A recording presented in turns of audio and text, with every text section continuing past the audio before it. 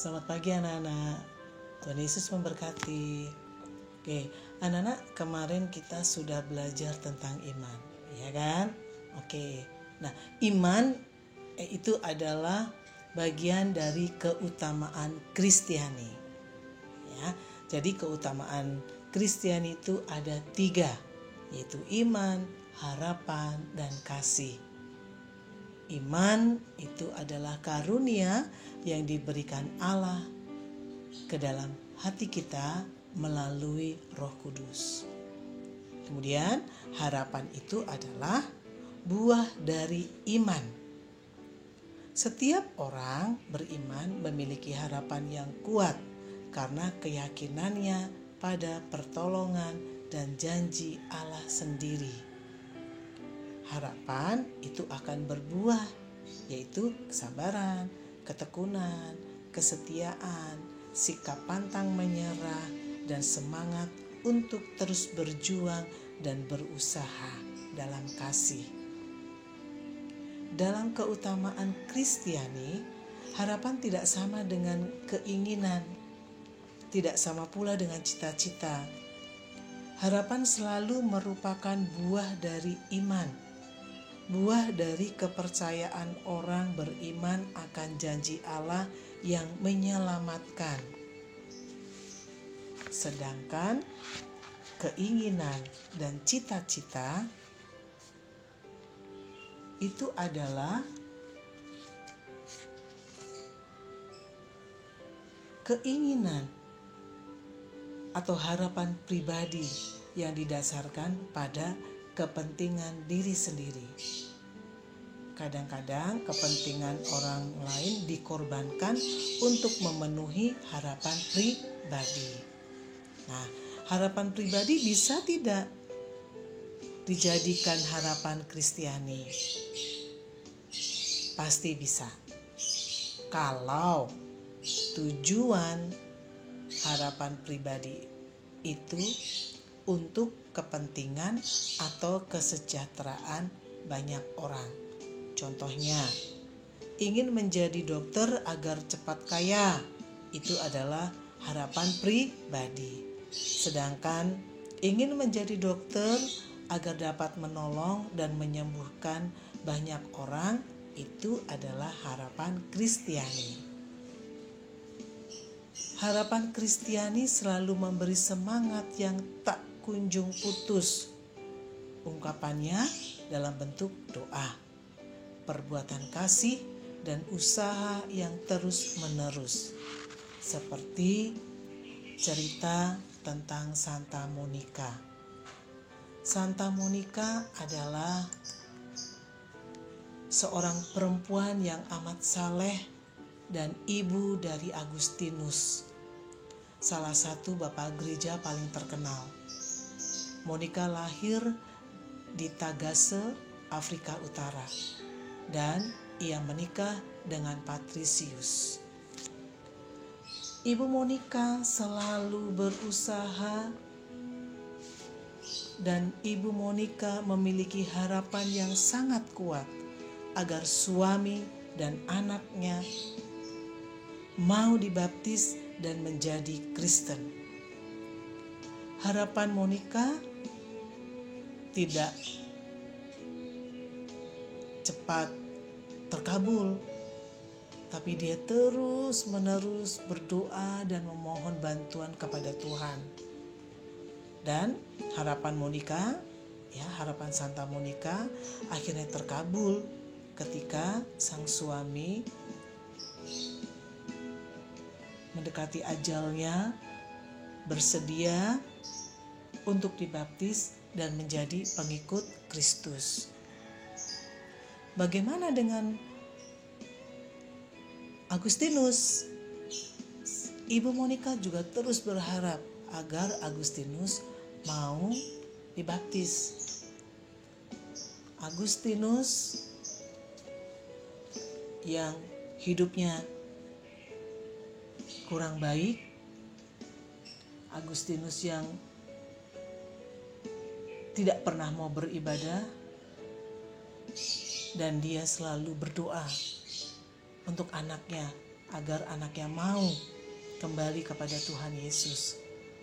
Meskipun Santa Monica ini dari kecil mendidik Agustinus untuk rajin pergi ke gereja. Tapi setelah dewasa, Agustinus meninggalkan itu semua. Dia memang orang yang sangat hebat.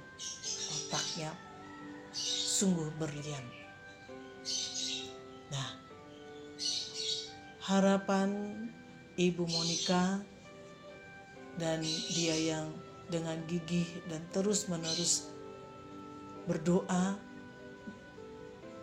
akhirnya membuahkan hasil. Di bawah bimbingan Uskup Ambrosius, akhirnya Agustinus bertobat. Ia pun berjanji bahwa hidupnya hanya untuk Allah dan sesama, dan mengikuti Yesus seumur hidup dia. Dan akhirnya Santa Monica pun dia sakit dan akhirnya meninggal.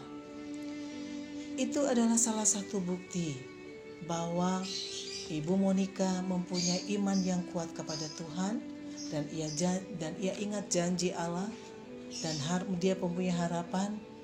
Harapan itu akhirnya terkabul. Anaknya dan suaminya akhirnya kembali kepada Tuhan Yesus. Santa Monica memiliki cinta yang tulus kepada suami dan anaknya. Kasih itu yang diungkapkan oleh Santa Monica. Kasih adalah ungkapan dari iman dan harapan. Ketika dalam diri orang beriman tumbuh harapan yang kuat akan karya keselamatan Allah atas dirinya dan juga orang lain, maka segala tutur kata dan perbuatannya akan diwarnai oleh kasih. Segala tutur kata dan perbuatannya akan disesuaikan dengan kehendak Allah yang diimani. Tuhan Yesus telah memberi contoh nyata melalui hidup dan pengajarannya. Ia bukanlah sosok yang menghukum, melainkan mengampuni. Tidak meminta, melainkan memberi. Tidak dilayani, melainkan melayani. Bahkan ia membiarkan diri dihukum mati dan disalib demi orang-orang yang dikasihinya. Dalam kehidupan kita sehari-hari, kasih seringkali luntur oleh sikap egois atau mau menang diri sendiri. Ketika semua orang ingin mendahulukan dirinya, memenuhi keinginannya sendiri, kasih akan lenyap sehingga muncul perselisihan, persaingan yang tidak sehat, perpecahan, bahkan sampai kepada permusuhan. Dalam surat Paulus yang pertama kepada jemaat di Korintus, yaitu mengenai kasih, Santo Paulus mengatakan bahwa kasih itu sabar, kasih itu murah hati, kasih tidak cemburu, ia tidak memegahkan diri dan tidak sombong. Kasih tidak melakukan yang tidak sopan dan tidak mencari keuntungan diri sendiri. Ia tidak pemarah dan ia tidak menyimpan kesalahan orang lain. Ia tidak bersuka cita karena ketidakadilan, tetapi karena kebenaran.